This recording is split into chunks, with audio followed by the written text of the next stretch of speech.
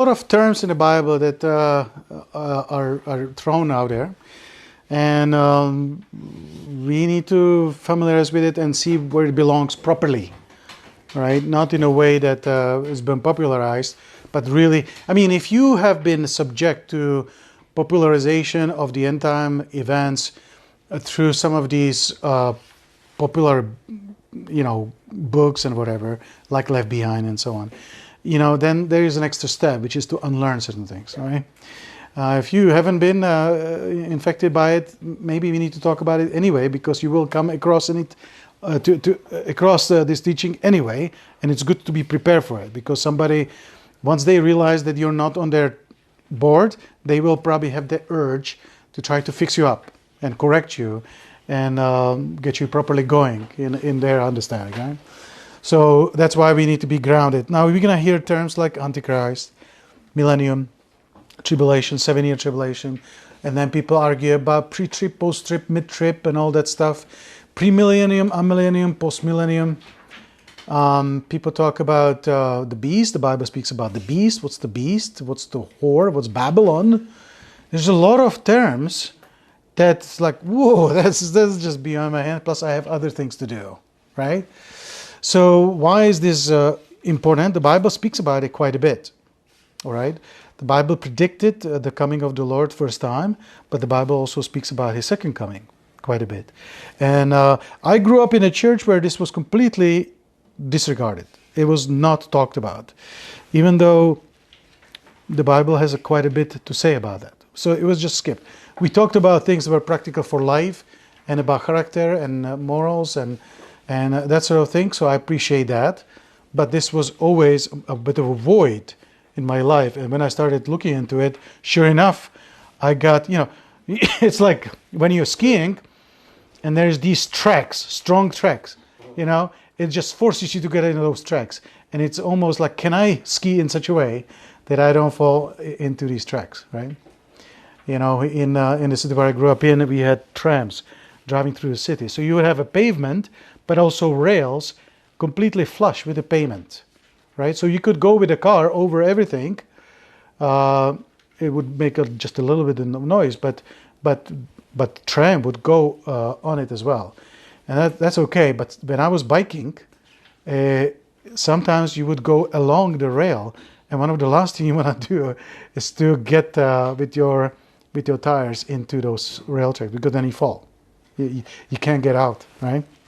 So how do you make sure you don't get attracted to the supergravity of some of these teachings, right? You gotta know what you believe.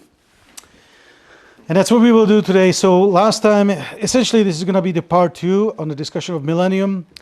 I am taking somewhat, again, a narrow way, narrow, maybe somebody says narrow mind. I'll take the insult, no problem. But let's take the narrow way. Let's look at and here's the thing: if we want to understand something, it will require pretty good overview of relevant scriptures. Okay, so what are we gonna do today? We're gonna go through a marathon, and we're gonna actually cover just about most prophetic chapters of the book of Daniel. And I like to study and read Bible sometimes this way, because in a relatively short period of time, you get a full view of things. We talk about bird's view eye or helicopter's view. You don't want to be lost, not being able to see the woods for the trees. And sometimes that's what happens when people go and study nitty-gritty, one verse at a time, and you have a sermon on prophecy, and you spend an hour or a couple hours on just one little statement. And I'm not saying that's not that there's no place for study like that, but it's also good not to be sidetracked by details we may not completely understand. It's good to see the full picture. And so that's what we'll do. You know how sometimes you kind of close your eyes trying to figure out what is the contours of things, right? What am I seeing? Trying to, do you know what I mean? Sometimes you may look at a complicated picture and you're looking at it like, what is this? and you kind of stare in left and right.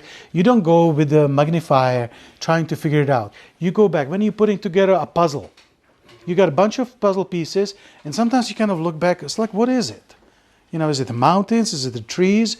Is it, you're trying to kind of get it, and then as you get closer, as you get to the end, then you are studying one piece at a time and see where it exactly. But you kind of already know what you expect, what's going to pop out of it, right? And that's what we need to get. I mean, these details they can follow later, but we need to get this bird's eye view of what we're talking about. So, without further ado, let's go to Daniel chapter 2. Let me just pray for the Lord to open our eyes and ears. Heavenly Father, we pray in your precious name that you would give us a good time together tonight with your word. Help us to understand what you have to say, and help us to stand on a firm foundation from which we don't deviate, simply because we understand your word and believe it. And I pray that you would bless us that way and prepare us for what you have, what you said and what you preach in your word, so that we can be truly built up and complete as you promised. In Jesus' name, amen. Okay, so what's Daniel? Let's just put it in a certain context. Daniel. Who's Daniel? We name our son Daniel. Daniel is a common name. It's taken from this Daniel. Daniel, the L in the name Daniel, it means God. You have other names like that. Gabriel, Nathaniel, Ishmael, Israel, The L in the end stands God, okay? And so Daniel has a name God in it. And that's a definitely beautiful name. Godly man, grew up in a godly home, I'm sure, but ended up being taken to captivity as a young man, a young boy. We don't know exactly how old he was, but he must have been very young, because he lives through 70 years of captivity in Israel, in Babylon, and he is actually one of the people that actually returned back to Israel after the 70 years, which means he would have been very old back then. But let's say if he was taken to captivity at his, 30s, then he would have to be 100 years old when he would get back to Israel, and that's unlikely, all right? So we expect that Daniel was a very young man, possibly teenager, and he lived in a time where Israel spent 70 years in captivity of Babylon. Why? They normally had their land. They lived in that land. Remember, they crossed the Red Sea, then traveled in the wilderness, crossed Jordan. When Moses died, Joshua took over leadership of the nation. They crossed Jordan River and inhabited the land that God promised them. And they lived there. The land went through ups and downs through the period called Judges. And then after that was a period of kings, when they basically had a monarchy. And first they had Saul, but God was finished with Saul, so that monarchy didn't continue. Saul was rejected together with his family, and a different family was appointed to be in charge of Israel, and that was the family of David. And this basically existed all the way to the end, before the captivity of Babylon. And what we are witnessing in the history of Israel at that time is just slow decline.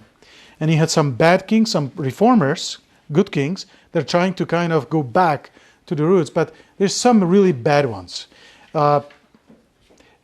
Ahab, Manasseh is one of the worst, and really a lot of things were corrupted. It would be, in your life, you have leaders in let's say Canada that you look up to, you look back and say that was a good leadership, yeah. And then you have leaders that was not very good, yeah. And it sounds like we have a bit of a perfect storm, because both Canada and US has a certain kind of leadership. I know you understand what I mean. And this will be an era that we will not remember with some glorious remembrance, right? It's the same thing happened there, except maybe in some ways even worse. And children would be sacrifice. Well, is that really that different, right? Children are sacrificed today too. We don't even wait before they come out of the womb of the mother. We just do it inside. So maybe it's not that different. There's no new thing under the sun. And God said, that's enough. That's enough. And God used Babylon to judge the nations. It's not just Israel. It was other nations surrounding Israel, and they were taken over by Babylon. So Daniel lives in this time. It's not a fun time for Israel because, I mean, what it would be like if somebody came to Canada, took you out of homes, and moved you to some country which you don't know, you don't like. You speak different language, you don't understand, different habits, you don't have the status you're used to, you don't have anything. And how would it be? It wasn't fun, but it was the judgment of God. God, though, promised that this will be time limited. After 70 years, God will restore them, and He's going to bring them back. But when He said, I will bring them back, He never meant that the whole nation, the way they left, the whole nation will return back. In fact, when they started to return back, how many people were dislocated at the beginning of this captivity? Millions. Probably a couple of million, maybe 3, right? I don't know. But it would be a big number. When they came back, about 55,000 we can see in the book of Ezra. We have a count. And it's about 55,000 came back. And perhaps other people came back later. But this first generation, it was a people that were coming back to a land that was desolate. It was difficult. And when you look at Sodomites, when Sodomites go somewhere, they always go to some nice country, which is already developed. It's got cinemas and sushi places and nice beaches when everything is nice. Do you ever see Sodomites going to, I don't know, somewhere in northern Saskatchewan to develop a city out of nothing? They're not like that, right? They always come to destroy something that's already good. And so this first generation was a good generation because they came not because it was such a wonderful place to live in. No, it was full of mess, full of danger, robbers, and you had to work hard to get it. Same thing with America, Canada. People came to this land depraved of freedoms and difficulties in Europe, and they came to Canada and they would say, you can have a land, but don't expect anybody to help you. You work for yourself. And of course, there's a lot of people that say, I don't think I'm going to do that. But the ones that did come, this was the best of people, right? And that made this continent so good. It's different now, right? That's why it's declining. So this first generation that came back was nice, but during the time of 70 years, we are referring to as Babylonian captivity, and the book in the Bible that the best fits the time when they're in captivity is the book of Daniel. And so here we are. It's such an important and interesting book. We will actually follow in some ways the history of Israel's captivity in Babylon through the eyes of Daniel. And Daniel especially has a very interesting, it's an interesting book because he is at the heart of the kingdom. He actually, by the providence of God, makes it all the way to the close circle of the top leader of the country. And it just starts right in the beginning, and we will read that chapter, why he became so famous. And he became famous, and he stayed famous all the way throughout all this time. He had friends with him, Shadrach, Meshach, and Abednego. They likewise became respectable and respected because of their stand. All right. So that's what gives us very unique look into. You don't just read, Chronicles. You know how Chronicles can be somehow unattached from the leader. But now you have a really close look to literally the heart of the king Nebuchadnezzar, famous king. So what we will read is prophecies about, and I will tell you this, these prophecies, some people treat them as different prophecies. It's a one prophecy. You will see how it repeats. And then, hopefully we'll do that in time, but I would like to cover the whole thing in one session. And then we'll tie it to one chapter in Revelation, which is exactly about the same thing. And this alone will help us to position something very clearly in a certain period of history. That's why it's so important. Okay? So it's going to be somewhat repetitive because we will see certain things repeating, but it's going to be interesting because every time we will read it, it will be something a little bit different. But I will try to help you see how these things are actually the same thing, right? So let's go to chapter 2 of Daniel, and we're going to be doing a lot of speed reading, and we're going to be speaking of some scriptures that maybe are not just for the sake of time, really. So here in chapter 2, what happened, Nebuchadnezzar has a dream. And this is different than normal dream. It's not just a nightmare. And Nebuchadnezzar knows that. And he's got this weird dream. The weird thing about it is he cannot remember what it was.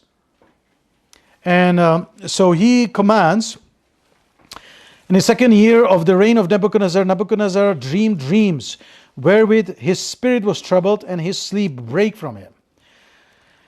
Then the king commanded to call the magicians and the astrologers and the sorcerers and the Chaldeans for to show the king his dreams. So they came and stood before the king. So after this dream, he calls his counselor, all sorts of charlatans and magicians. You know, people always figure out how to get the job and not do something, right?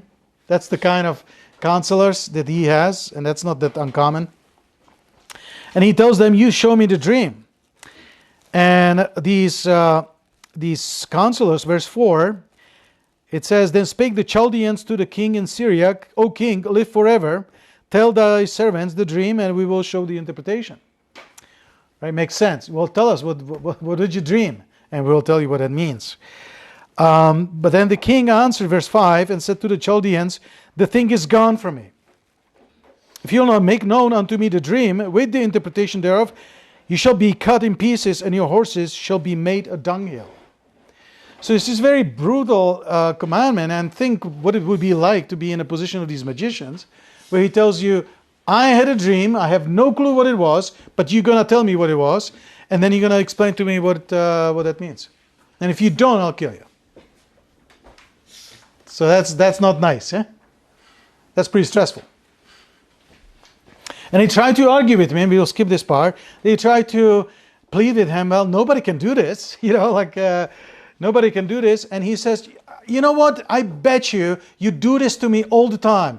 You're just feeding on something. You always make up something, and now I will know who is the real, because you're these magician and astrologers. You can see stars and everything. You can always explain everything. You know everything. You're these wise men.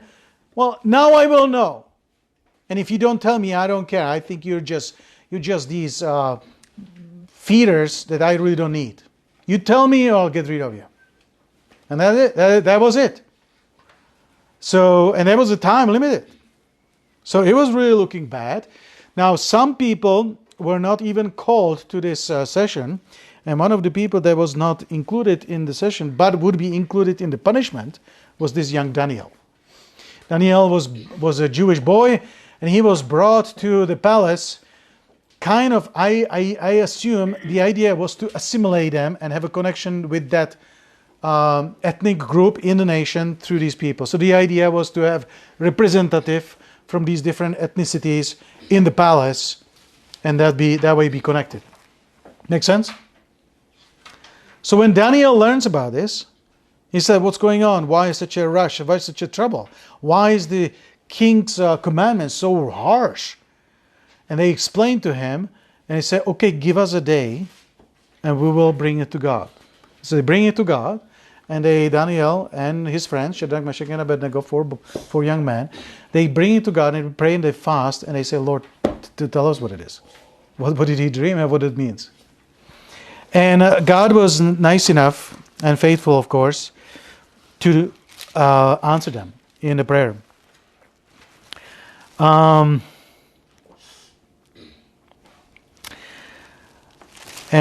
when he did, verse 19, then was the secret revealed unto Daniel in a night vision.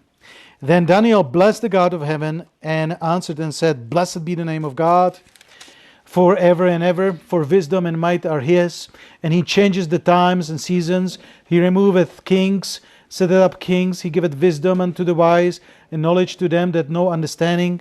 He revealeth the deep and secret things. He knoweth what is in the darkness, and the light dwelleth in him. I thank thee and praise thee, O thou God of my fathers, who hast given me wisdom and might, and hast made known unto me now what we desired of thee. For thou hast now made known unto us the king's matter. So huge relief, and they quickly rush to the kingdom, to the king, and they want to talk to the king, and talk to him. Now we'll jump to verse 27. Daniel answered in the presence of the king and said, the secret which the king has demanded cannot the wise men, the astrologers and magicians, the soothsayers, show unto the king. But there is a God in heaven that revealeth secrets, and maketh known to the king Nebuchadnezzar what shall be in the latter days. All right, latter days. There is a group called Latter Days. Somebody knows? Latter Day Saints, right? Again, it's the idea about the end times. Daniel is going to reveal to the king something that refers to future. Latter days. Latter days refers to the future, prophetically. And let's remember that this happened sometime in the past. We're looking at, 600 years. I should probably know exactly, but roughly, we're looking at 600 years BC, okay, before Christ. So this is a long way before the Lord came on the scene. Now he also says, very humbly, verse 30, as for me, this secret is not revealed to me for any wisdom that I have, more than any living, but for their sakes, that they shall make known the interpretation to the king, and that thou mightest know the thoughts of thy heart. So he removes himself. Look, this is not because I'm so amazing. And at the end of this, when he tells the king the dream and the interpretation, the king actually decorated him and give him oblation. Look, we're going to jump to verse 46. Then the king Nebuchadnezzar fell upon his face and worshipped Daniel, and commanded that they should offer an oblation and sweet odors unto him. Right? So he almost like a bows down, worships Daniel.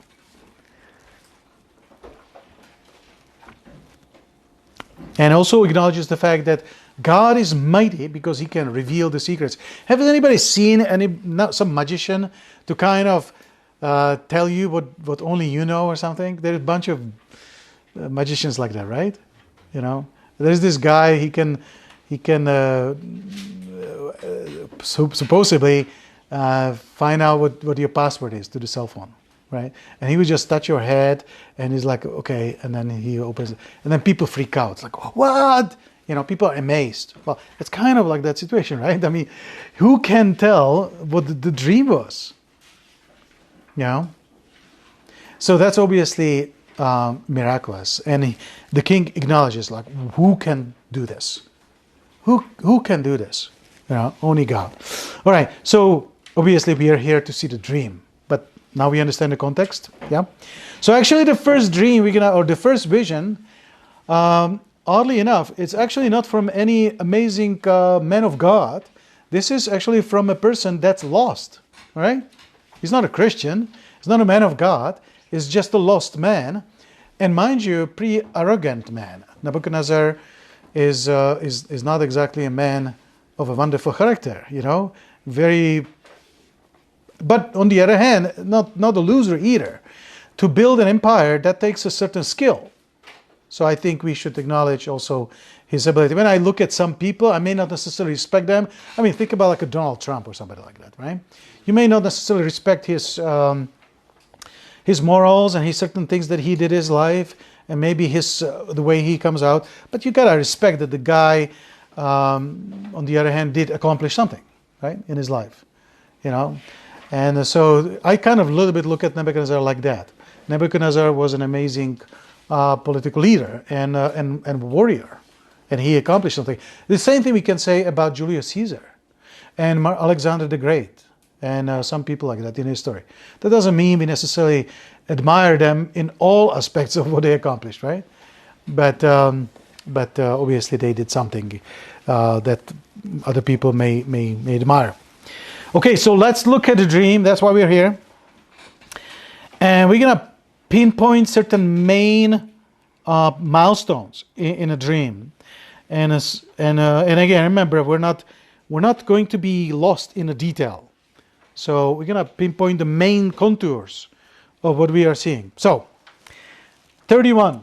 Thou, king, sawest, and behold, a great image. This great image, whose brightness was excellent, stood before thee, and the form thereof was terrible. This image was of fine gold, his breast and his arms of silver, his belly and his thighs of brass, his legs of iron, his feet part of iron and part of clay. Okay, so let's just pause it here. So the first part of this vision, Nebuchadnezzar sees some kind of a statue, some kind of an image, probably a statue, which consists of different metals. All right? The top, the head, is gold, then is silver, then is brass, and in the end is iron, and all the way at the bottom is iron mixed with clay. Now you can right away see kind of what is obvious, which is you go from more glorious metal at the top to more base material at the bottom. Also what we see is 4. You have a gold, silver, brass, and iron. There's also iron with the miry clay, but we'll just put it in one group, okay? So you get 4. 1, 2, 3, and 4. All right? That's what we see. And you'll see that later on. Now, verse 34, an important element now in the story that changes things. Thou sawest till that a stone was cut out without hands, which smote the image upon his feet that were of iron and clay, and brake them to pieces.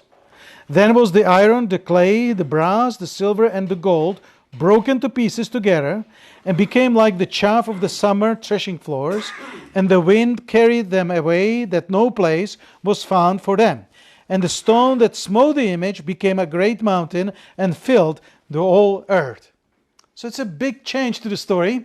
We started with the image, with the gold and all the way down to iron, but now this image is struck down by a stone, and the Bible specifically says that the stone was cut without hand. If anybody has any kind of query, whatever it is, you have crushers. If you're creating cement or trying to get a gold out of ore, you run it through crusher and ball mills and sag mills, and you try to break it in pieces. You use a lot of tools to do that. Or if somebody is, let's say, cutting marble stones, they have a certain tool to cut it, or maybe saws, lubricated with oil or water and stuff like that. Well, specifically the Bible tells us that this stone that hit that image right at the bottom and the iron was, that stone was not cut with any tool or without hands. And that's a euphemism. There's a message in it. All right? And the message is, when it's cut without hand, that means that somebody other than man cut the stone. All right? So the idea that this is actually of a different origin than man. Here's an example of a similar thing. David wanted to build a temple for God, and when he consulted the idea with Nathan the prophet, Nathan said, "What an idea! I bet you God is going to bless you. Go ahead and do it." But when he left, God spoke to Nathan and said, "No, it's not going to be David, because David have committed certain things that doesn't make him fit for the job." And so Nathan came back, and he told David, "No, you're not going to be the one that is going to do it." So eventually it was actually Solomon, his son, that built the temple. But David collected a lot of material so that the building would go smoothly when it was done. But one of the things that God made known to David was, I don't need a temple, because God does not live in a building built by man. All right? And something about that important. People are obsessed with the temple and all that stuff. God does not need that kind of a temple. God builds a temple, but it's a very different kind of a temple. It's not built with stones and with tools. And even if when they were building this building, the temple, God specifically gave commandment, I don't want to hear any tools in Jerusalem on the site where you're going to build it. So uniquely enough, all over the place when you see a building going on, there's a lot of tools and a lot of noise going on. But that specific building had to be built in such a way that all the work would happen away somewhere on the side. So when they brought stones and all the lumber and everything like that, it was already pre-cut and built, and they only put it together.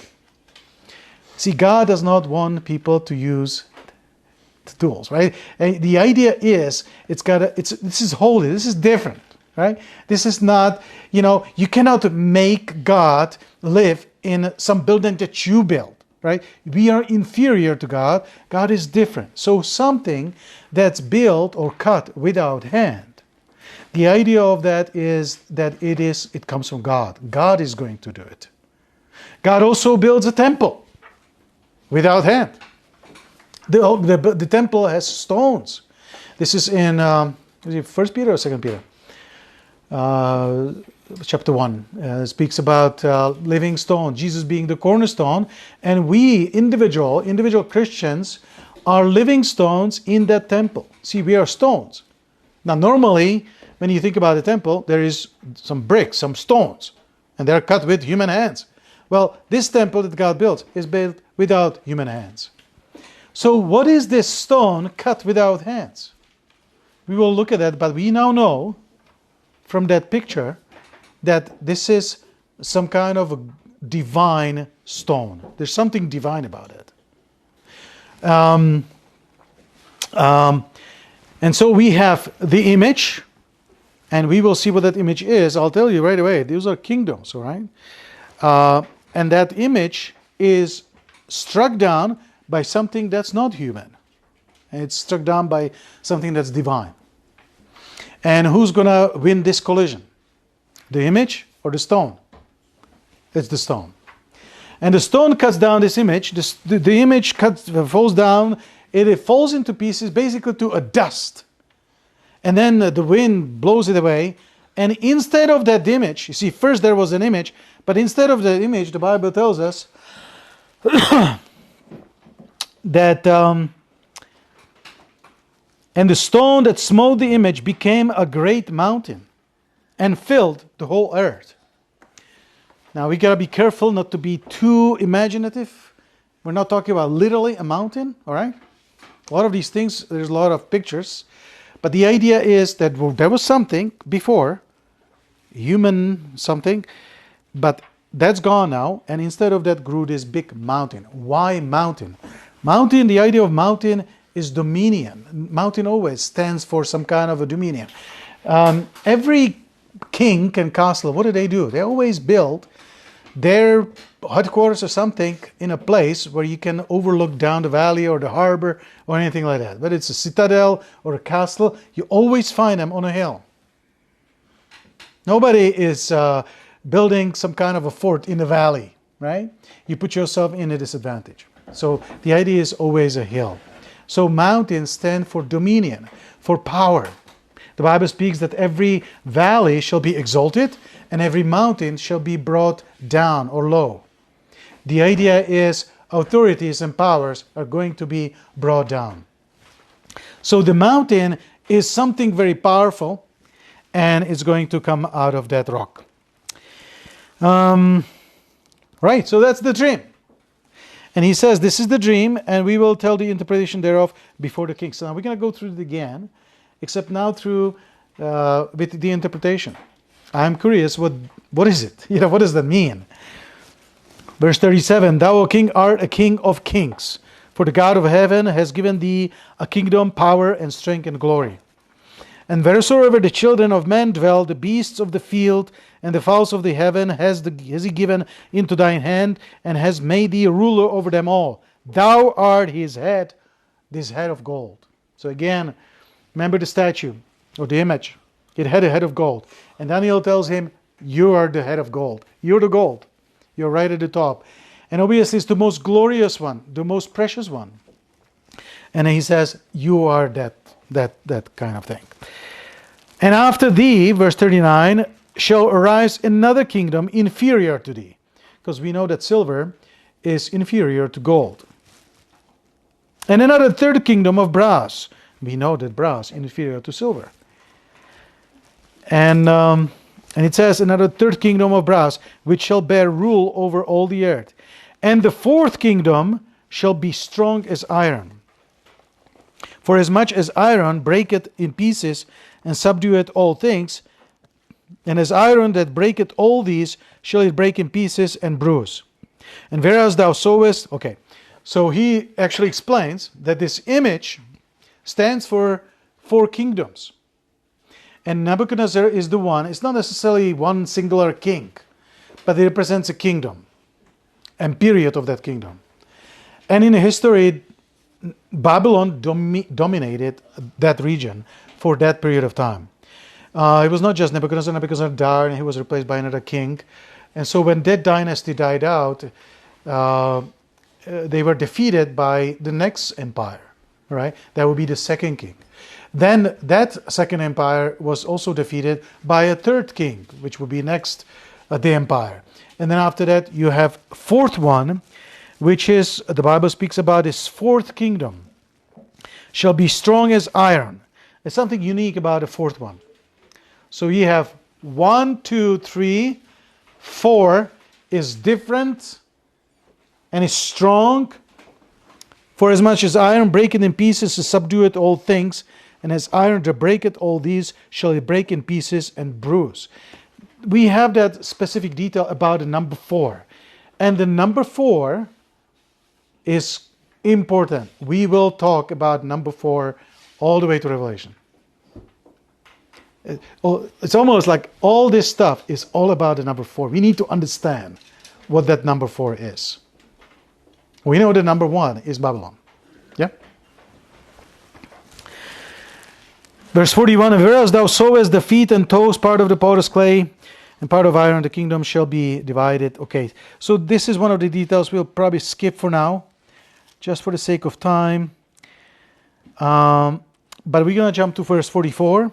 And in the days of these kings shall the kingdom of heaven set up a kingdom which shall never be destroyed, and the kingdom shall not be left to other people, but it shall break in pieces and consume all these kingdoms, and it shall stand forever. So that's an explanation of that mountain, right? So first, there was this statue, gold, silver, brass, and iron, but it's destroyed, cut down with a stone, cut with our hand, and out of it comes a different kingdom. And that kingdom destroys the previous kingdom. And the kingdom is so big, it just fills the whole earth. That should be a foundation for whatever you believe, all right? We will see that everywhere. That's a pattern that we see everywhere in chapter 2, in chapter 7, in chapter 8, chapter 9. We'll see it in Revelation. This is the path that we should have. It's like a skeleton. Everything is built on this idea. And the idea is that first there's these 4 kingdoms, but they're replaced by something that fills the whole earth. And that's really it. Okay?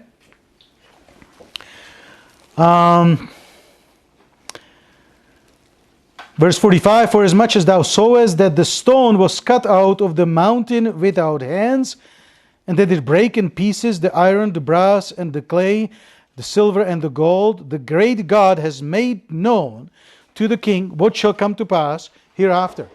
And the dream is certain, and the interpretation thereof is sure. And Nebuchadnezzar acknowledged it. He said, yes, that is exactly what I dreamed. And he says, give that guy, and he almost worships the guy, right? So we will skip the next story because it's kind of ties to this, but it's a little bit segue, so we'll not get lost in that next story. But this is a good start, which gives us some sort of an idea. So what do we take out of this? 1, 2, 3, 4 is different. All of them are destroyed. Wind cast them away because it was struck with a stone cut with our hand. And instead of that past image, grows a huge, which is kingdoms, grows a different kind of kingdom, which covers the whole earth. That's the takeaway. Yep. Simple enough? So let's now go to chapter 7. A lot of these chapters that we are skipping are about historical events. Daniel kind of consists of chapters that explain certain events in history, and certain chapters are devoted strictly to prophecies. So we're kind of really focusing on those prophetic chapters. So let's go to chapter 7, and we'll hear a prophecy, and we'll see what we see. Yeah. So chapter 7.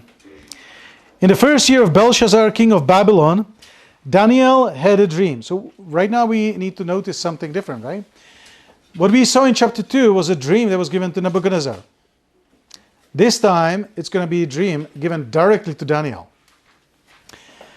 And it says here that he had a dream and visions of his head upon his bed. Then he wrote a dream and told the sum of the matters. And then he says what he saw. Verse 2, Daniel spake and said, I saw in my vision by night, and behold, the four winds of heaven strove upon the great sea. So right we notice four winds. They are in heaven, and they're blowing, heavens is up, and they're blowing down on the sea. You know what happens when wind blows on the sea? Yeah? A lot of turmoil. And you grew up in Nova Scotia, right? So you know that kills a lot of men, right? So there is a storm there, and that kind of stuff. That's the idea. And four great beasts came out from the sea. Now notice we have this strange phenomenon, beasts coming out of the sea. But again, we don't want to be carried away with the imagery. All right, we're going to focus on the four. Something comes out of the sea. It's the four beasts. Okay, so let's look at it. The first was like a lion and had eagle's wings. Again, don't get carried away with the details. We have number one, lion. And behold, till the wings thereof were plucked, and it was lifted up from the earth, and made stand upon the feet as a man, and a man's heart was given to it. There's a lot of reasons why this detail is here, but I'm skipping it. Okay, remember, we're just doing bird's eye view. Number 5, and behold another beast, a second, like to a bear, and it raised up itself on one side, and it had 3 ribs in the mouth of it, between the teeth of it, and they said thus unto it, arise, devour much flesh. After this I beheld, and lo, another, like a leopard, which had upon the back of it 4 wings of a fowl. The beast had also 4 heads, and dominion was given to it. So far we went through, how many? How many beasts? 3, right? Lion, bear, and leopard. Verse 6, after this I beheld, verse 7. After this I saw in the night visions, and behold, a 4th beast, dreadful and terrible and strong exceedingly, and it had great iron teeth. It devoured and brake in pieces, and stamped the residue with the feet of it, and it was diverse from all the beasts that were before it, and it had 10 horns. I considered the horns, and behold, there came up among them another little horn, before whom there were 3 of the first horns plucked up by the roots. And behold, in this horn were eyes like the eyes of man, and a mouth speaking great things. All right, let's pause here. Now, right away we see similar thing. We see 1, 2, 3, 4. And 4 is different. You see that? 4 is somehow different, and precedes. There precedes the 4th one precedes the 3 previous beasts. What do we see about the 4th one? We see that it's dreadful, terrible, and strong, exceedingly. Now that's just similar to what we read from Nebuchadnezzar. He also, the 4th one, the iron, was exceeding strong. All right. Also, we know from the image, the 4th one was iron. Well, look at this one. This 4th beast, it says that it has a beast. The beast has iron teeth. All right, let's go back to the first image. What it had? It had feet, legs of iron, and then a feet. And what do you have on the feet? You got 10 toes on the feet, right? Here you have a head which had 10 horns. So that's another similarity, right? Because it's the same image. It's the same vision. It's just a different way portrayed. First time it was an image. This time it's these beasts coming out of the sea. But it's the same thing. It's just a different way to put it. We're going to see another dream or another vision, and it's going to use something different, but it's going to be the same. And that's the beauty of it. All right? It's very similar, and we don't have to too much speculate as long as we stick to the text. Now, we have a detail here that we didn't see before. What was it before? 1, 2, 3, 4 is different, struck down with a stone cut with our hand, and instead of it grows a great mountain that covers the whole earth. This time we see 4 beasts. 1, 2, 3. 4 beasts is different, but now we are learning a specific information that it has got 10 horns. Horns, by the way, stand for, first of all, there is a symbology in 10. But that aside, horn in general stands for power. I mean, beast that a male beast that normally has horns, that is depraved of horns, let's say lost it in a battle or something, that beast loses power, right? But it's antlers or horns or whatever, they lose power. So the power, we would have sheep, and it always the sheep that was the nest, that was the boss. It always takes a time to kind of figure out who's going to be the boss. But there is always one sheep that becomes the boss, and it's always the sheep with the biggest horns. So the horn gives power and strength. And the sheep that doesn't have that much of a horn actually is subdued. So the beast has 10 horns. That's where the power is. All right. Now, without trying to assign what that exactly means, just remember it's something to do with the power. Now, specifically, it tells us that out of those 10 horns, 3 are plucked out, and instead of them comes another horn, a little one. And this little horn, this is in verse 8, behold, in this horn were eyes like the eyes of men, and a mouth speaking great things.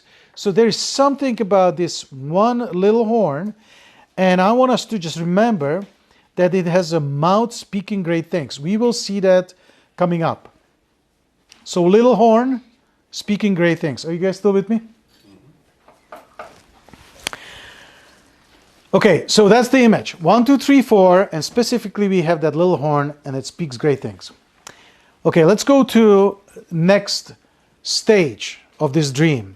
We have a change here. Verse 9.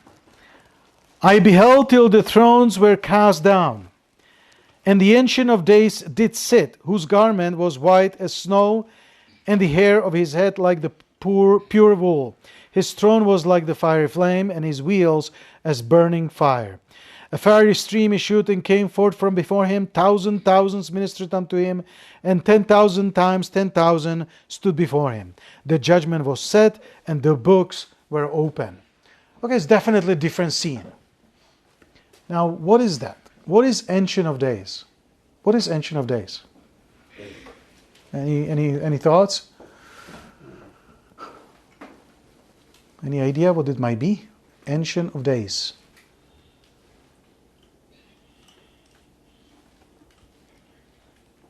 Who is Ancient of Days? Now we see here that he has a garment which is white as snow. And also it says that the hair of his head like pure wool. Wool is also white. Okay, so that person that sits on this throne is white as snow, pure, his hair is pure. There is an image painted for us. What does white stand for?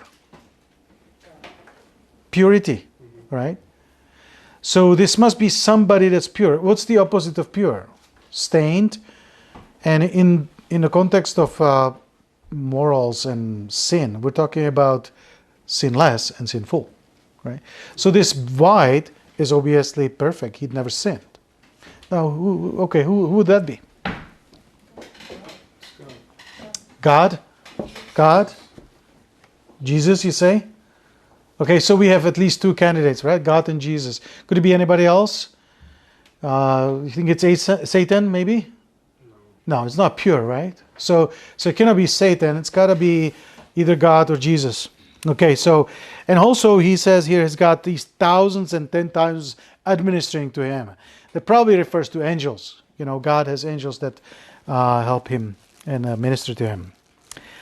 Now, also in this picture, the Bible tells us that what happened is that the judgment was set. Judgment. So he sits on a throne and there is a judgment and books are open. What's the idea of books? See, books is a record of things, all right? We open the books and we find out what happened. Man, would you like anybody to open your book and see what happened? Yeah? We don't, we're talking about somebody coming out of the closet. We'll keep it in the closet, right? But that's the idea. One day is coming that God is going to open the books. And there's going to be judgment. And in verse 11, I beheld then because of the voice of the great words which the horn spake. Remember the horn? The horn is part of the beast, part of the fourth beast. And he is speaking great things. And Daniel, he notices that and he says, and I beheld him, and these great words which the horn spake, I beheld even till the beast was slain, and his body destroyed, and given to the burning flame. So in the context of Ancient of Days, sitting down, and books are open, and judgment is happening, the beast with the horn are destroyed. And they are given to the burning flame. The beast and the horn. We will assign values to these images. We will know in short time what those are. But right now, let's just go with the image. They are going to be destroyed. And judgment comes from God. That means that God has done this, right? God is doing this. As concerning the rest of the beasts, remember there's 4 beasts? A lion, bear, and leopard. Now we have dealt with the 4th one, which is exceedingly great, and it's got a horn that's speaking great things. So that image, that beast, the Bible tells us is destroyed and turned into the burning fire. As concerning the rest of the beasts, what is it? Lion, bear, and leopard, right? As concerning them, the Bible tells us that their dominion is taken away, so they don't have the kind of power they used to have. Yet their lives were prolonged for a season and a time. So they continue to exist somehow. They're not thrown into the fire. But the 4th one is. Make sense? You still with me? Now verse 13, new image here. And I saw in the night visions, and behold, one like the Son of Man came with the clouds of heaven, and came to the Ancient of Days, and they brought him near before him. Now what's the Son of Man? Jesus? Yeah? Okay, so if now Jesus is the Son of Man, what is the Ancient of Days? Now it must be a God, right? So now we know for sure. Ancient of Days was God, and now the God is involved in judgment of the 4th beast. Now Jesus is coming somehow before God, and what happens with him? Verse 14. And there was given him dominion and glory and a kingdom, that all people, nations, and languages should serve him. His dominion is an everlasting dominion which shall not pass away, and his kingdom that which shall not be destroyed. Okay, so let's finish the image. 1, 2, 3, lion, bear, and leopard. The 4th one is different, exceedingly great and strong, and it destroys everybody. It's got a little horn that speaks great things. The Ancient of Days comes, and there's a big judgment. And this 4th beast is destroyed. The other ones are let to exist, but they don't have the kind of power they used to have. And now Jesus is ushered in, And what about him? He is taking over and he is becoming the king. And has a dominion and power, and he rules all the peoples and nations and everything else. All right? And that's the image. Now, we're going to read the interpretation, but do we see parallel between this and the previous story? Is there a parallel?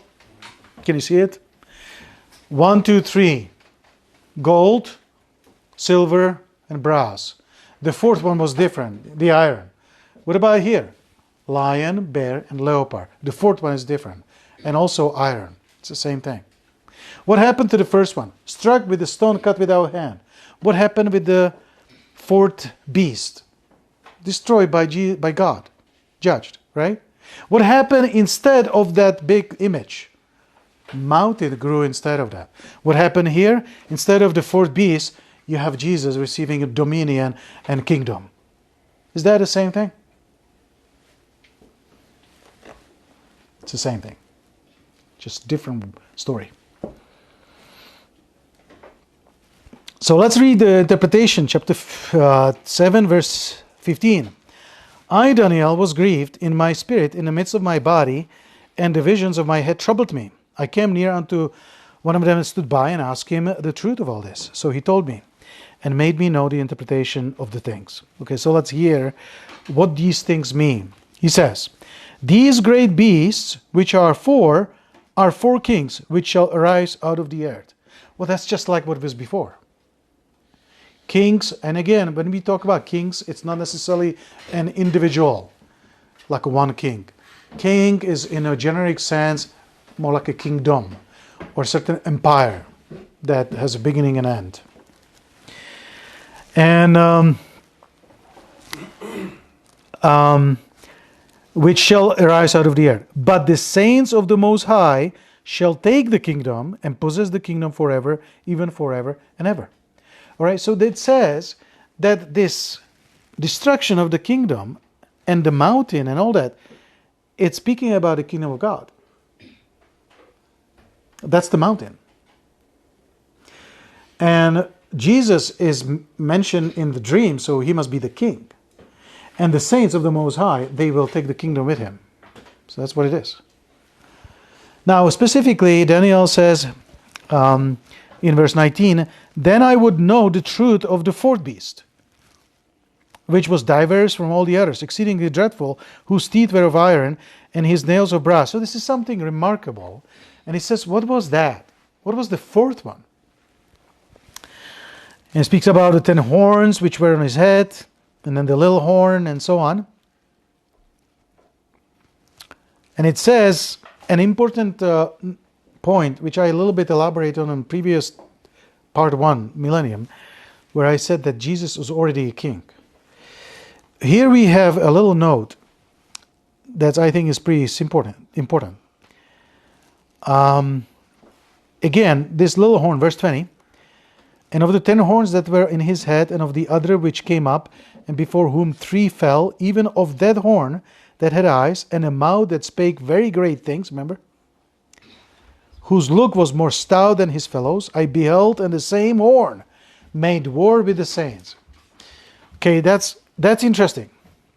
This horn made war with the saints. Now, we just read before in verse 18 that the saints of the Most High shall take the kingdom and possess the kingdom forever, even forever. But now, a little bit later, we read that this horn is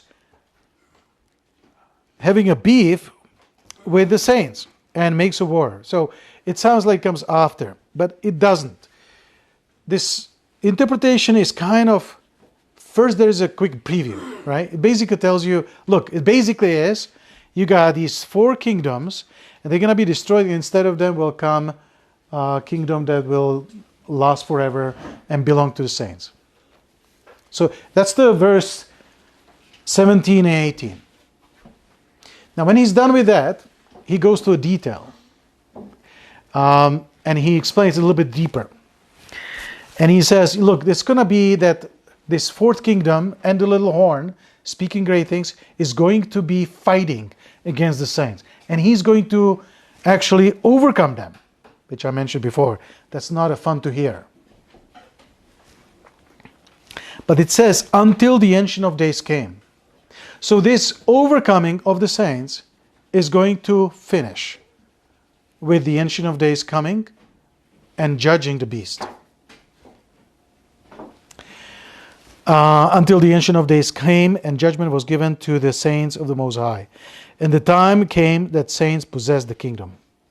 Then he said, the fourth beast shall be the fourth kingdom upon the earth, which shall be diverse from all the kingdoms, shall devour the whole earth, and shall tread it down, and break it in pieces. And the 10 horns out of his kingdom are 10 kings that shall arise, and another shall rise after them. And he shall be diverse from the first, and he shall subdue 3 kings. And he shall speak great words against the Most High. And he shall wear out the saints of the Most High God, and think to change times and laws. And they shall be given into his hand until time and times and the dividing of time. But the judgment shall sit, and they shall take away his dominion, to consume and to destroy it unto the end. And the kingdom and dominion and the greatness of the kingdom under the whole heaven shall be given to the people of the saints of the Most High, whose kingdom is an everlasting kingdom, and all dominions shall serve and obey him. And that's the end of the story. So, what do we take from this? We got additional details here. We got 1, 2, 3, and the fourth one is really at the center of attention. It's really different. It's big and nasty. Also, there's this little horn that comes out of that, and he's got a mouth speaking great things, which is negative. That's not a positive thing. And we actually learn that he is also wearing out the saints. He's fighting the saints. He's making war, and he's actually succeeding in some ways. So we really don't like the fourth beast. That's why Daniel was asking, what's up with this fourth beast? I really want to know what that fourth beast is. Do you want to know too? What is this? What is this? We will know. We will clearly know what it is. What is that little horn? We know that God destroys them. God destroys the beast. And when he does, he takes the dominion, the kingdom, and he gives it to his saints and Christ. And Christ rules and takes over the kingdom of the world. So, does it make sense so far? Now I know it's evening, and what do you say? Should we continue still to chapter 8, or are you able to process more? Can you do that still? I prefer that if you can, because then it's in one package, okay? So, chapter 8. Daniel has a vision, again. Now, this is during the different king, so this comes later in his life. When we read the dream in the time, in chapter 7, Nebuchadnezzar, in the first year of Belshazzar, king of Babylon. So this is during the king Belshazzar. It's still Babylon. Now what happened in here is that the kingdom of Babylon is coming to an end. And what will happen, there's going to be a new empire that will take over Babylon. And it will happen roughly about this time. So I just thought I will mention that because it ties to this. So let's look at his vision. So I saw in a vision, and it came to pass when I saw that I was at Shushan in the palace. So this is the center of the empire, and pretty sure it's now shifted to a different empire. Then I lifted up my eyes and saw, and behold, there stood before the river a ram. So we have a different image now. We have a ram. A sheep, a male.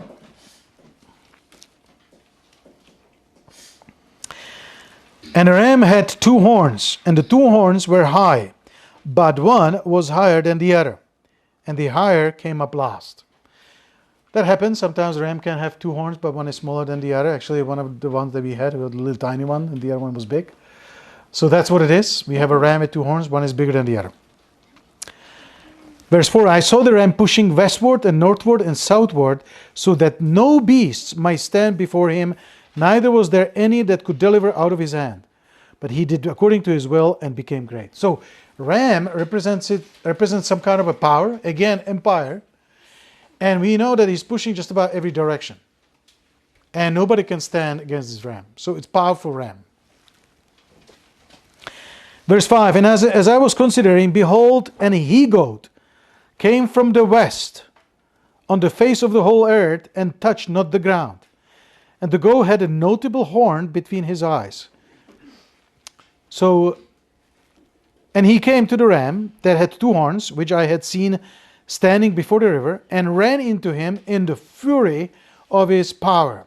And I saw him come close unto the ram, and he was moved with choler against him, and smote the ram, and brake his 2 horns, and there was no power in the ram to stand before him. But he cast him down to the ground, and stamped upon him, and there was none that could deliver the ram out of his hand. Therefore the he-goat waxed very great, and when he was very strong, the great horn was broken, and for it came up 4 notable ones toward the 4 winds of heaven. Okay, so before we lost the track of the story, what happened here? So the vision is we have a ram, it's got 2 horns, and it's got a big dominion. Nobody can stand against him. Until we have a new animal, a goat, and this goat has just 1 horn, right? And he came and destroyed the ram. Clearly, complete devastation and destruction. But it tells us that little horn actually was plucked out. That stands for destruction or death, all right? And out of it came 4 other horns, right? This is specific to what exactly that means, which this chapter will explain what it is in no uncertain terms.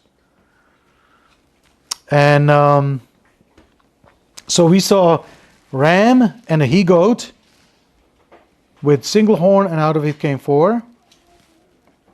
Verse 11, yea, he magnified himself.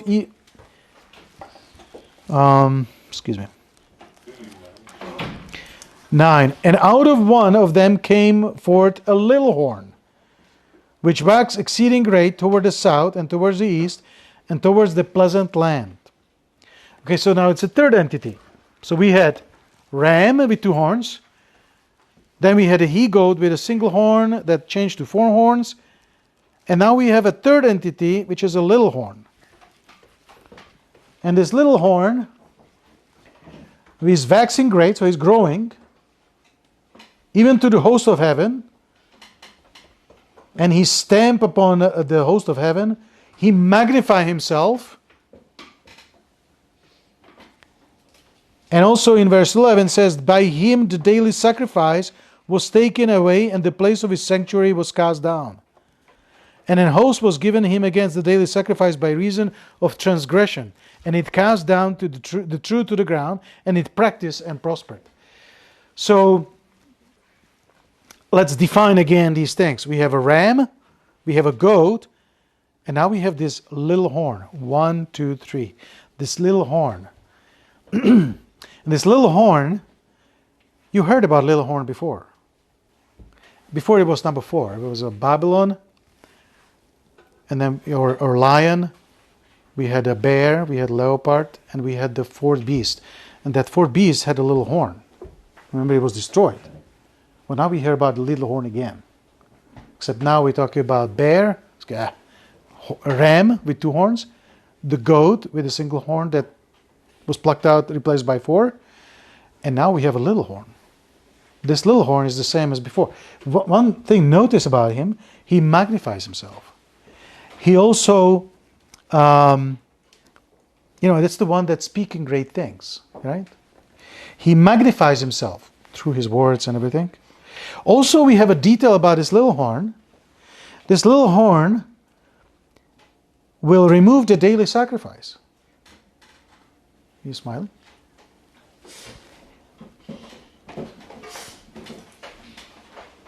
It also tells us that he will cast down the truth to the ground, and he practiced and prospered. So he's powerful and successful. Now, so we have this image, right? So we have, before we had 1, 2, 3, 4 was different. Now we have just 1, 2, 3. Why is that? Well, we're not mentioned just the first one. We'll just go straight to 2, which is the ram. Ram is to 2.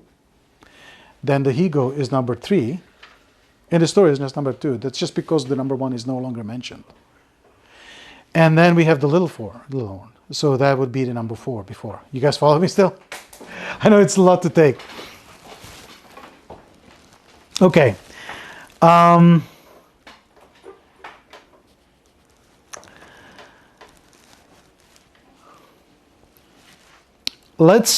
There's a little bit more details here, but I think we will skip that. Let's go to the interpretation. What is this? Verse 18. Now as he was speaking with me, I was in deep sleep on my face toward the ground, but he touched me and set me upright. Daniel is asking for interpretation. And he gets it. And he said, Behold, I will make thee know what shall be in the last end of the indignation, for at the time appointed the end shall be. So we're going to see what this all means. And this is so pivotal. This is important. If we had any unclarity about certain things, now we should be really clarified. He tells us exactly what it is. The ram which thou sawest, having 2 horns, are the kings of Media and Persia. So take it to the bank, okay? That's what it is. And we already know before that the first one was Babylon, the head of gold. That would be in the other story, that would be the lion. That's the head of gold. So now this second one, the ram, is actually Persia and Media. It was Persia and Media that took over Babylon. It happened overnight. Quick. Now it's Persia and Media because the ram has 2 horns.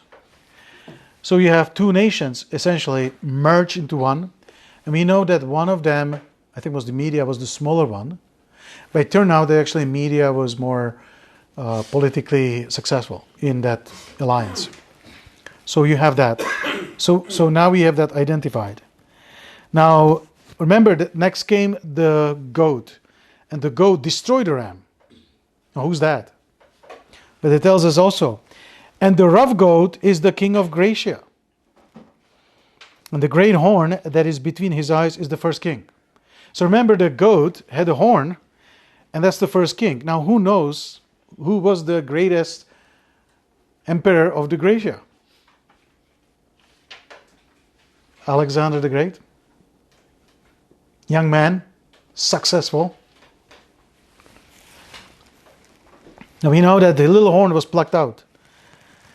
And it tells us that the horn is the first king.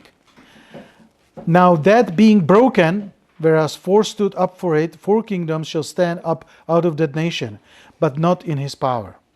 So what happened with Alexander the Great? Alexander the Great died early, at the age of 33, either assassinated or maybe some disease. Speculation has been about syphilis or some kind of a sexually transmitted disease. Speculation has been that he was a homosexual. That doesn't matter. The bottom line, he died young and he didn't have children. And so instead of his posterity inheriting the kingdom, basically what they did to prevent chaos, there were 4 major generals and they divided the empire in 4 parts. So instead of Alexander the Great, you have basically northwest, northeast, you had basically Africa, and then Indonesia, India, and that part. So it was divided into 4 places. Now, these kingdoms then fought against each other, and it kind of consolidated really into 2 main powers, historically, and it kind of dissipated and transformed into something new. And so we have ram with 2 horns, Persia, Media. Well, first one was Babylon, right? That's the gold, that's the lion. Second one, Persia Media. That's the bear. That's the silver. Number 3, we had Alexander the Great with his Greek Empire or Macedonian Empire. That would be the bronze. That would be the leopard. Leopard you can remember because it's swift and fast. And that's known about Alexander the Great. In the other story it was a ram and then a goat. Goat also, coming with a speed and power. And that was Alexander the Great. The idea was surprise and a quick, decisive defeat. Now, what would be the number 4? Anyone want to take a guess? Babylon, Persia Media, Alexander the Great, Gracia, and number 4. What was the 4th empire? Roman Empire, yeah? Roman Empire was next. Verse 23, and in the latter time of their kingdom, when the transgressors are come to the full, and king of fierce countenance and understanding, dark sentence shall stand up, and his power shall be mighty, but not by his own power, and he shall destroy wonderfully, and shall prosper and practice, and shall destroy the mighty and the holy people. That's the 4th empire, which is not mentioned by name here. Gracia is, but the Roman Empire is not. That's the little horn. That's the Roman Empire. It says, through his policy also he shall cause craft to prosper. In his hand he shall magnify himself in his heart, and by peace shall destroy many. Any history buff would recognize that one of the things about Rome, the way they rule, they would call Pax Romana. Have you heard the term? Pax is Italian term for peace. Roman peace, essentially. Pax Romana. And of course they spread their power through Middle East and Southern Europe and Africa and all these places. And they were spreading their peace. You go on our terms and we'll have a peace. It says that this little horn, so this will become a significant king of that power. He is going to destroy many. Also, he shall stand against the Prince of Princes. Do you guys have it capitalized also? Prince? Prince of Princes? Do you? We are in verse 25. Verse 25, chapter 8, verse 25. It says that he shall stand also against the Prince of Princes. And it's capitalized. Do you have it also capitalized? Prince? Okay. The original Bible was not written in lower and higher cases.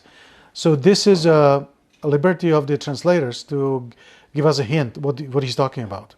So if it's capitalized, typically it's talking about Christ. If it would be small print, then you have to a little bit, you just don't know, right? So, and I go with that. I think that's correct. Prince of Princes is referring to Jesus here. But he shall be broken without hand. Oh, I wonder if you heard that before. She'll be broken without hand, right? Does it sound familiar?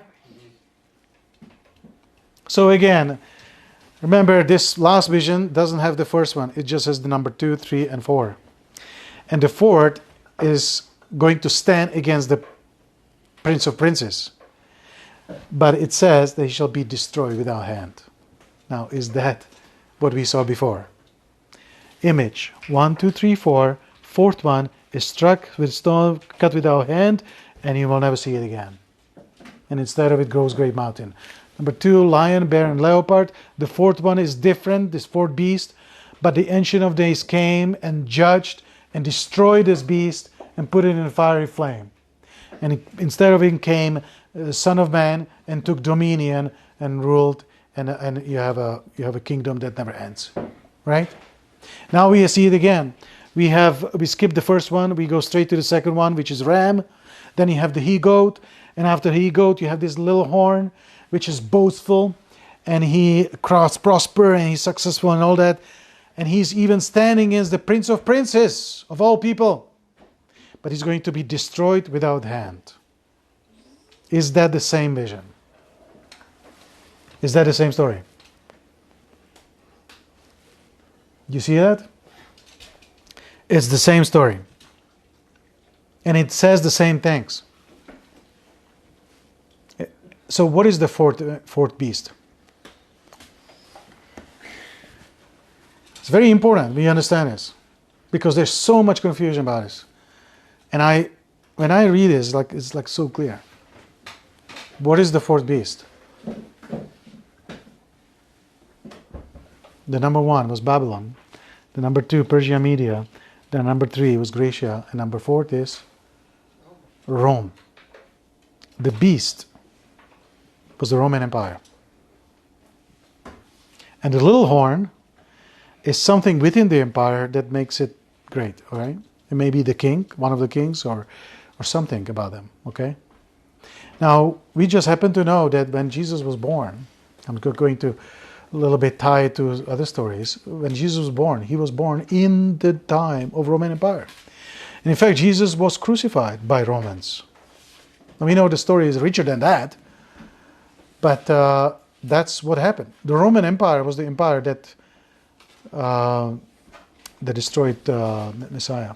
But of course, we know the role of Jews, which comes later. We'll talk about it some other time. Now, I would love to go to chapter 8 or 9. We will do that for another time.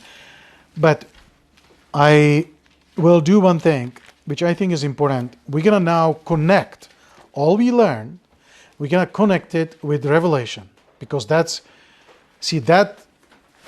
book of Daniel was written 600 years prior to Christ's birth. The book of Revelation was written after Jesus. So it would be nice to connect these two together. And we will be able to. And we will find a connection in Revelation chapter 13. And I was planning to talk about Revelation 12, but I figured it would be nice to cover this first, so that we have some skeleton of these fourth entities. Yeah. So chapter 13 from verse 1, and I stood upon the sand of the sea, and I saw a beast rise up out of the sea. Now, right away, where did we see that before, right? We saw that before. Having 7 heads and 10 horns. I mean, now we are home, right? You know what it is. And upon his horns 10 crowns, and upon his heads the name of blasphemy. Okay, so we know that this beast here in chapter 13 is the fourth beast before, right? And also we know that it's blasphemy. Where do blasphemy come from in your body? From your mouth, right? Remember the little horn had a great mouth speaking great things? That's the blasphemy. Verse 2, and the beast which I saw was like unto, notice this, a leopard, and his feet were as the feet of a bear, and his mouth as the mouth of a lion. So, is there any doubt what it is? And the dragon gave him his power and his seat and great authority. So, we are encountering here a beast again. It again comes from the seas. So that's literally the same. It's got 10 horns, 7 crowns. There's no doubt that this is the same beast that Daniel sees in chapter 7 in the Old Testament. Yeah. But what we learn here is that he's got features from the lion, some features from the bear, and some features from the leopard. So that's a bit of an addition to the detail we had before. Remember, lion, bear, and leopard preceded the Fourth Empire. From this we learned that the Fourth Empire really took certain things from the previous empires and just adopted it for their own. I mean, think about it this way. Think about Rome. Rome has a lot of Greek culture. Yeah? Did they take something from Babylon? For sure. Did they take something from Persia and Media? Yeah. So it's a merging of certain features of all these empires. I guess the idea is to use whatever worked. We'll use that. And now you have this monster that is unlike anything before and is so robust with all these different features of the previous 3 beasts. And I saw one of his heads as it were wounded to death, and his deadly wound was healed. And all the world wandered after the beast, and they worshipped the dragon, which gave power unto the beast. Now we're going to notice one important detail, which is that this beast, which I think it's clear it's the Roman Empire, actually had authority or power from the dragon, from a dragon. Now, dragon is discussed in chapter 12. We're not going to go there. I'll tell you what dragon is. The dragon is the devil. So Satan.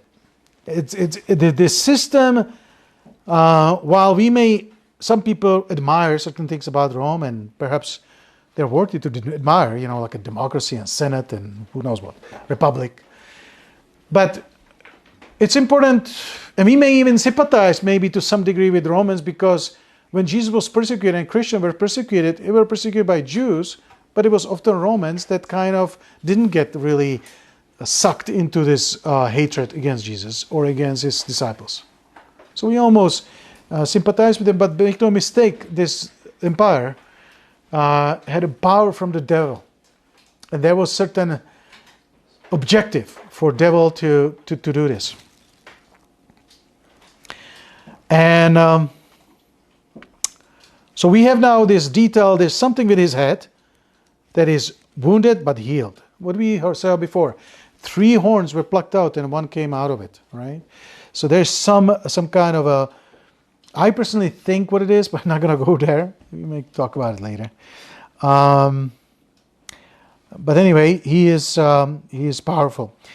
Look at verse 6. And he opened his mouth in blasphemy against God, to blaspheme his name and his tabernacle, and them that dwell in heaven. See, that's the great mouth of the horn, speaking great things. Blasphemy against God. That's what it means, open mouth. All that dwell upon the earth shall worship him, whose names are not written in the book of life of the Lamb, and so on.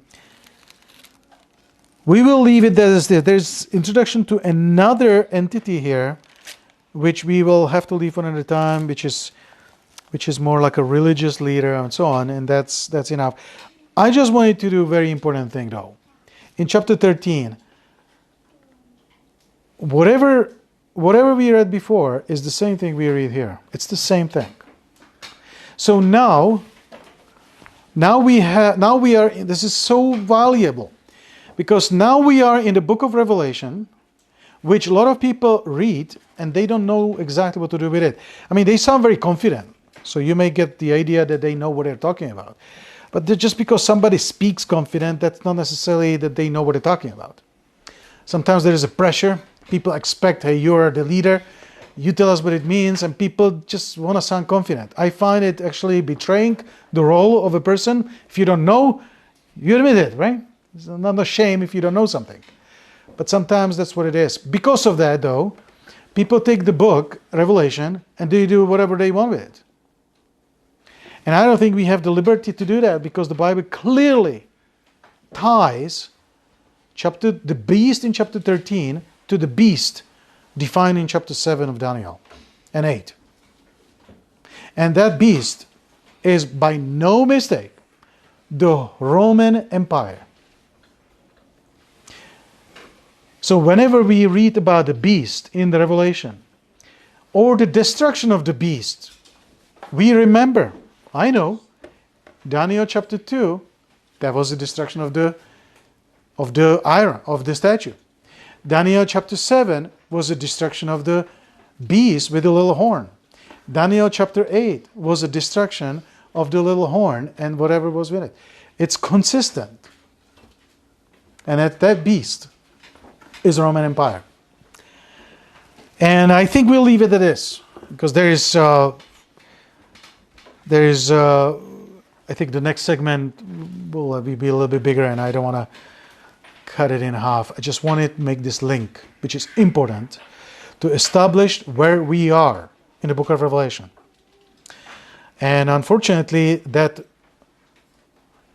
link and that anchoring through this image of beast really eliminates certain interpretations that are very popular. So far. Yeah. So we'll leave it at that. Thanks for bearing with me. I don't know how much we spent time here, but let's just finish with prayer, and then we'll sing some songs, and we can chat some more later on and call it quit tonight. Let's bow our heads. Lord, one thing I'm taking out of this: you are the King. You are the one that establishes the kingdom that no man can destroy. We thank you that this kingdom is part of. We can be part of that kingdom. We thank you for the wonderful promise that this kingdom will never end, and we thank you for clearly showing us that you are in charge and that you destroy the blaspheming mouth and this image, this beast. And so, Lord, help us to fully understand how these things work out, where they belong historically or futuristically, and help us to walk in a narrow way, despite what the world screams at us. I pray in Jesus' name, amen.